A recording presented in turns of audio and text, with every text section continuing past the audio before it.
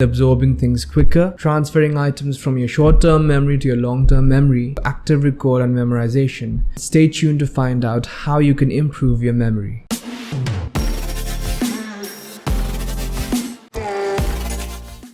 Hey friends, welcome back to my channel. If you're new here, my name is Bernal. Today I will share with you a few pointers so that you can absorb information faster, you can consume content at a faster rate, and you can remember and recall the content that you've studied. In short, techniques to boost your memory. There is a concept called superlearning, which primarily comprises of three things: improving your memory, speed reading, and memorization techniques. The improving memory part is for absorbing information. To transfer that information from short-term memory to long-term memory is when we deploy memorization techniques and active recall. And to make the process faster, you make use of something called speed reading.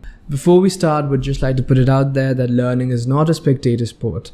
You have to practice these skills a little bit every day and make use of the concept of progressive overload, where you try to push yourself to learn something a little complex every day. So first point we're going to talk about is something called dual coding. This has nothing to do with coding whatsoever, but it primarily deals with looking at one item from different perspectives. Something we also refer to as multidimensional learning. This is like a brute force security attack, where you don't have an optimal algorithm, optimal strategy to make the attack, but you attack from all different directions. Similarly, whenever you learn something, try to attack it from different directions. Maybe you could learn something from the perspective of a 3-year-old, a 10-year-old, 20-year-old, 40-year-old, right? Or maybe you can learn a concept that is in physics and try to approach it from an angle of chemistry, try to approach it from an angle of maths, right? Do all of them make sense together? Do all your perspectives fall in together? This will build something called critical thinking, which will benefit you immensely even after you're done being a student and you have entered your professional life where you start working. The second point I'd like to share with you is to try to be more creative in everything you do.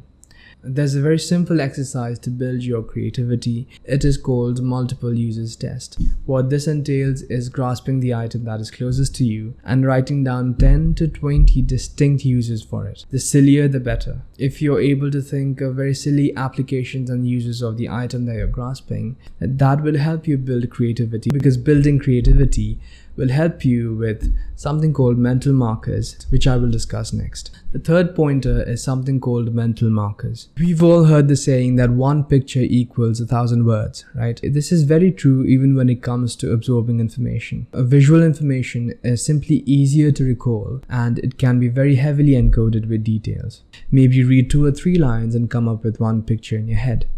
And after reading a paragraph, take a pause and think about the picture. Go to the next paragraph, have a different set of mental markers. At the end of a page, take a longer pause and try to collect all those mental markers and try to see if you can form something called as a compound marker, which is nothing but a combination of all of these smaller, simple mental markers. At the end of a chapter, collect all your compound mental markers from each page and form a bigger compound mental marker. The end goal obviously is to build a visual library of concepts and ideas with mental markers that you can reference any place, anytime. The next tip is to try to increase your content consumption rate. If it is an audiobook you're listening to, you can simply increase the speed of it. If it is a video lecture you're watching, you can simply increase the speed of it. The trick is when it comes to reading. So here you have to deploy something called speed reading. Of course, speed reading is a concept that should have a video of its own, but the basic idea is to remove self-vocalization and use something called saccades.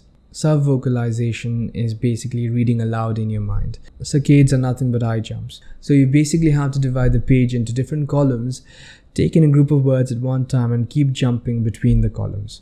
This will obviously take time and practice, and I assure you speed reading along with using mental markers will make a huge difference in the way you absorb things, in the way you retain information, and how quickly you are able to absorb that information. The final tip is to work on active recall and memorization techniques. This concept also deserves a video of its own, but in brief, we are talking about transferring ideas from your short-term memory into your long-term memory. This is brought about by something we call as spaced repetition and active recall.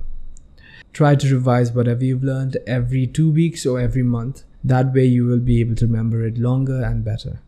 For spaced repetition, you can use flashcards at specific durations, or you can also check out the app Anki, which is very cool in my opinion. One more useful concept to use here would be chunking. Whatever information you're trying to store, try to chunk them up into logical groups or logical sections so that you can remember each group and section better and more thoroughly. Of course, one of the best things you can do is try to make notes whenever you're learning something. Mind mapping and spider diagrams is a very helpful way of taking notes so that you can revise them better and remember them better. Well, that's it for this video, friends. If you found this content helpful, don't forget to like the video and subscribe to my channel. Thanks for watching. I'll see you soon. Bye-bye.